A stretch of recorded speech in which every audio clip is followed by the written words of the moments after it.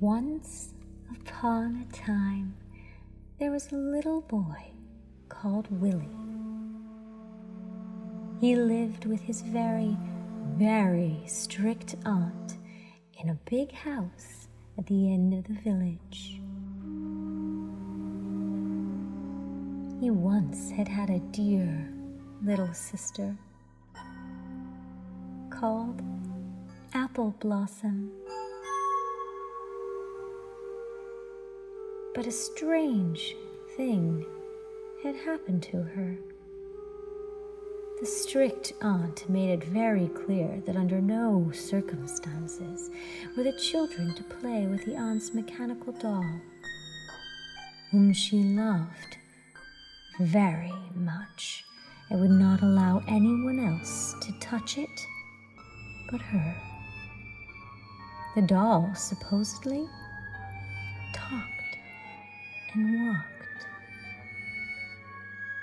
though it sat untouched in a little chair in the corner of the aunt's bedroom, alone, mysterious, beckoning.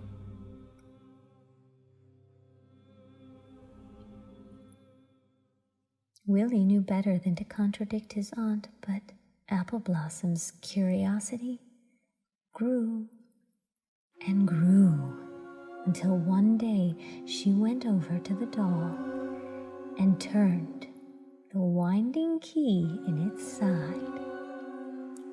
The consequence was quite terrible. The doll blinked its eyes, talked very fast, made faces, took Apple Blossom by the hand and said, at last I am wound again. Now you are coming with me," and led her right out of the aunt's bedroom, down the stairs, and out of the house, and thence away to some strange place where dolls were stronger and more important than human beings. "Apple Blossom, Apple Blossom!" cried out Willie, but his sister was gone, where he could not follow. In the days and weeks after Apple Blossom left him, Willie missed his sister very much and begged his aunt to go look for her, but the aunt made no more reference to Apple Blossom, saying merely, "She betrayed me and will not be searched for. It is but you and I now, Willie. I trust you will not disobey any of my wishes." He had only his wooden toy goat to play with. It was a poor little thing with no horns, no tail, and hardly any hair. One afternoon, clasping his goat, as usual, he sat down at the pond.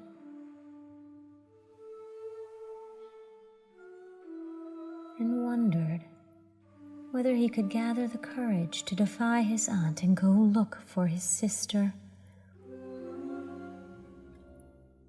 All the children had gone home, so he was quite alone, but he was glad to look at the pond and think.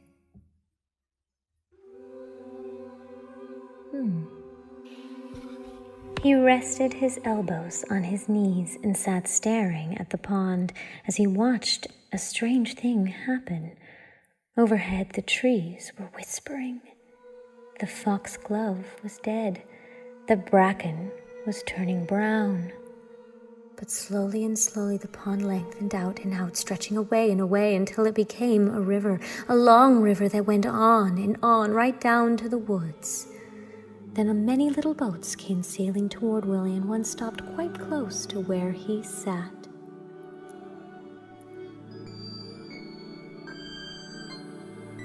Just as if it were waiting for him, a voice seemed to come from nowhere, asked, "Are you ready, Willie?" Just as if he understood, he answered back, "Not yet, not quite, but I shall be soon. I should like to wait a little longer." No, come now, dear child, we are all waiting for you."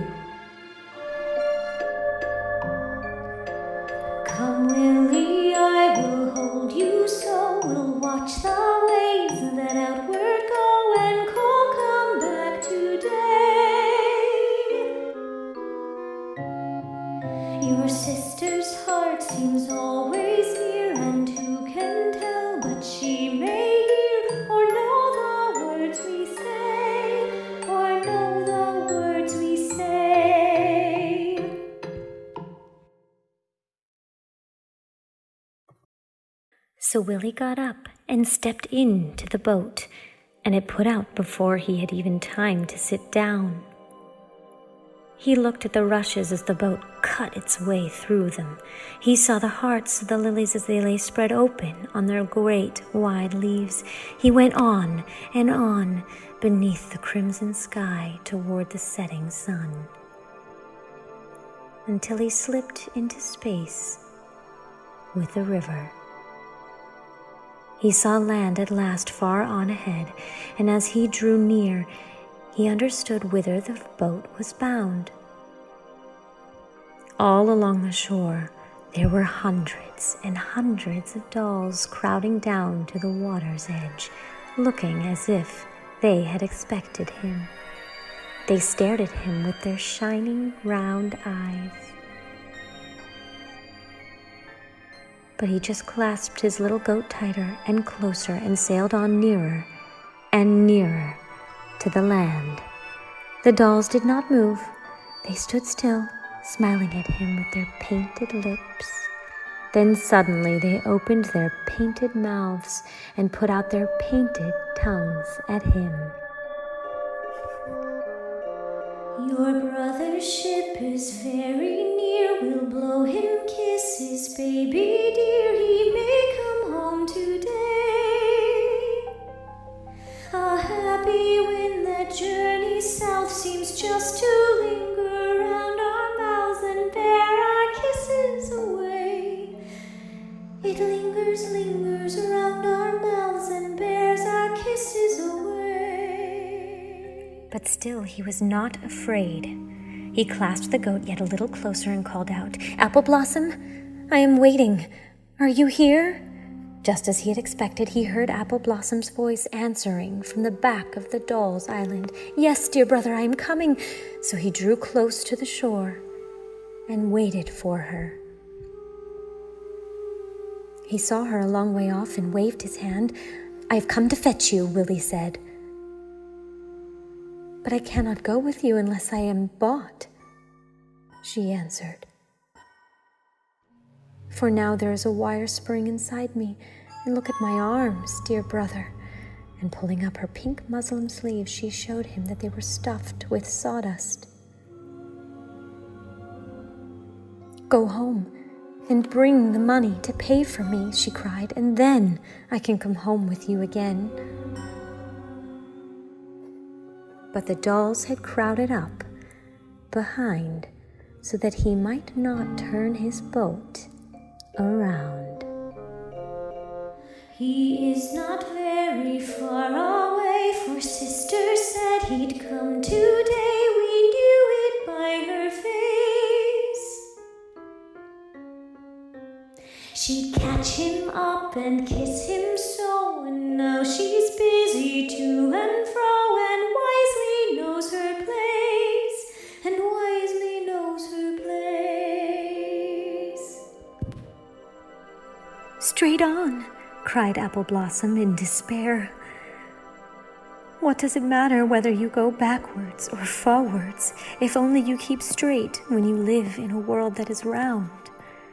So he sailed on once more beneath a sky that was getting gray, through all the shadows that gathered round, beneath the pale moon and the little stars that came out one by one and watched him from the sky. And he sailed the round world forever, and never saw land, nor his sister, ever again. Dear brother's ship was very near, so blow him kisses, baby dear, but he won't come home today. The bitter wind that journeys south seems just to linger around your mouth and bears your kiss away.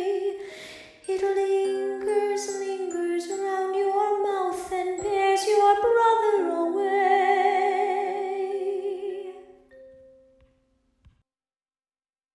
And so it was that his aunt lived all the rest of her days alone, quite alone.